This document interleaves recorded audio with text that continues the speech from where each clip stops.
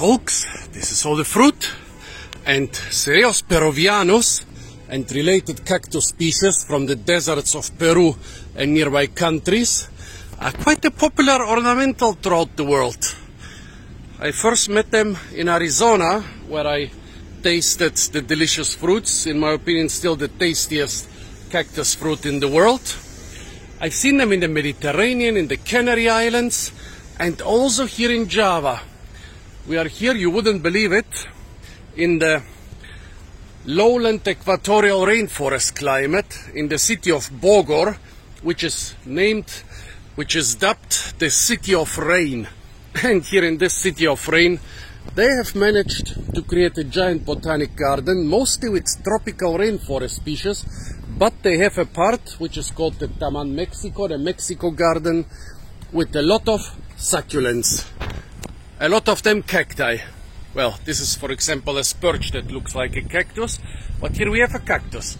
And they have several specimens of Cereus, which I wouldn't be able to recognize without literature. Cereus repandus. Here the old label says Cereus peruvianus. This is quite a spiny version. Another pretty spiny version. Here we have some less spiny ones. And throughout this Mexico garden, over there is a big one.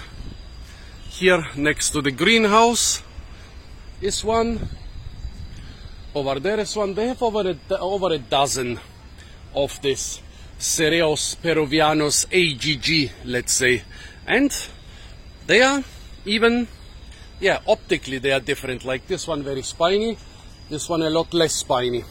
And now the question is, this thing seems to grow quite well here. I even found it grown a lot in nurseries in the basically mountain rainforest climate at 12 to 1300 meters around here, around Chibodas Botanic Garden, which is a dependence of Bogor Botanic Garden. I mean, it's beautiful. It seems to be the only big columnar cactus that grows here, and is grown on quite a significant scale. Of course, they are growing dragon fruit, which is a cactus, basically a vine. The dragon fruit is an important commercial fruit here. Then they have a couple of panchas which they are growing. And then they have the Cereus peruvianus. Actually, the specimens here in the Botanic Garden are by far not the largest ones I've seen. I've seen plants which were like twice the size. They're flowering a lot. We're gonna walk around a little bit and check them out. And on this plant here, we have some tiny fruits. However, with those two fruits here, which are in the shade, I'm pretty sure they are unpollinated. Up there, there is one which could be a little bit pollinated.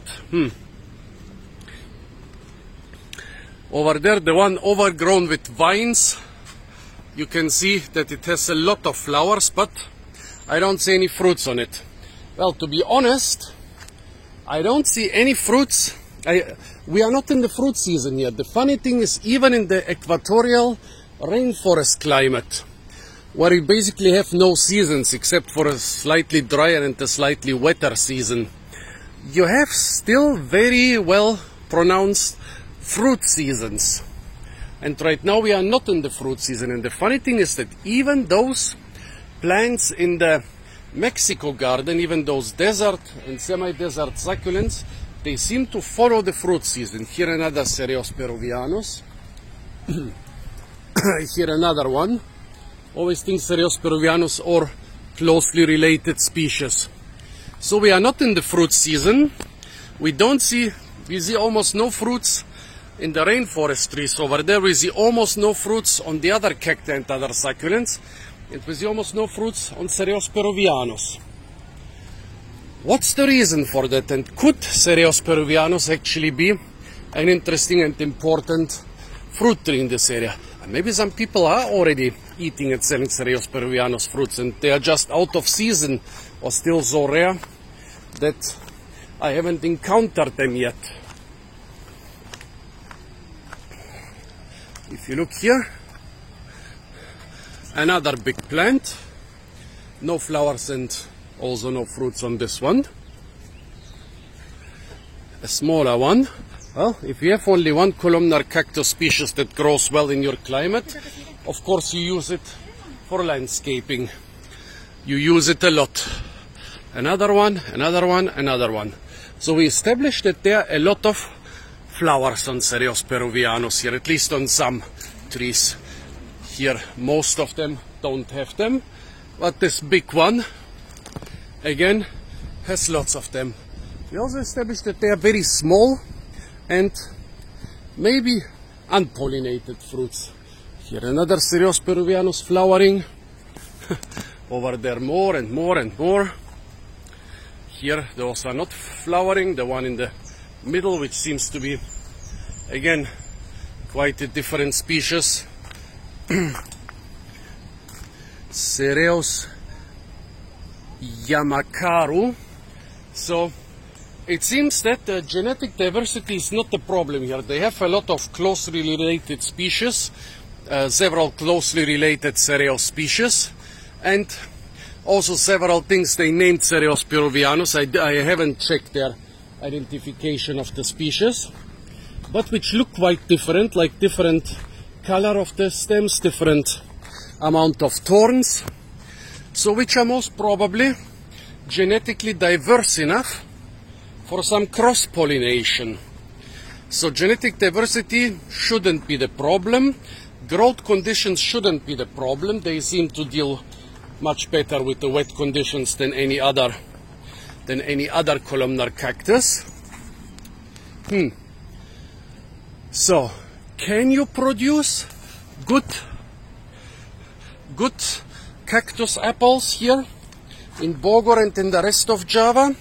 If yes, that would be a really nice addition to the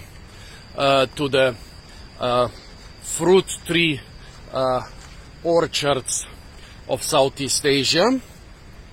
So what other reasons could we have for not having fruits now on Cereus peruvianus, or at least not well developed fruits?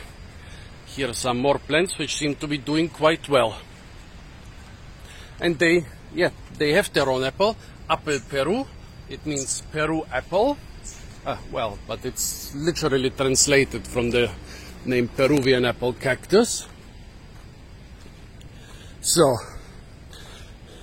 do you think it could be a lack of pollinators? Maybe no insect with the proper proboscis or something to pollinate this thing properly. This seems to be the problem with some dragon fruit which are pollinated by hand in farms in Israel and the Canary Islands and other places. I don't know if they pollinate their dragon fruits here by hand, but if they do, it's not a big stretch for them to also pollinate the Cereus peruvianus. So this shouldn't be a problem. What else could be a problem? Maybe they introduce some varieties which are just not good at fruiting. That happens. Maybe 100, 200 years ago they brought a couple branches here. They grew well, and since then everybody is growing them, not knowing that they are much better varieties. Also, it could be that somehow the weather is not good for pollination or for development of the fruits. I think I saw some reddish fruits somewhere, some ripish fruits, but they were not much bigger than this one. So it could be that they again are not pollinated. And the tasty part is the white crystalline feeling mass around the seeds. It's basically like a dragon fruit, but a lot tastier. It's like eating a compressed ball of sweet and slightly sour snow when you eat the Peruvian apple cactus. So a small unpollinated fruit where you have a tiny amount of this white stuff isn't so interesting, even if you have a big amount of rind. So the stuff must be pollinated in order to be edible. But although I saw this thing in every botanic garden and also in a lot of private gardens and roadsides, I haven't seen well developed fruits here. So folks, please tell me, do you think, or have you seen the Peruvian apple cactus properly fruiting in Java or somewhere in Southeast Asia? There are also much drier islands around here. Have you seen the people using, selling, eating, talking about the fruits of the Peruvian apple cactus developing in Southeast Asia? Please give me information. I found a couple Indonesian sites talking about it, but I didn't take the time to translate them also. You can help me on this research. Apart from this, stay tuned for a lot more fruit videos from the beautiful and incredibly fruit-rich city of Bogor in Indonesia. And of course, don't forget to like, share, comment and subscribe.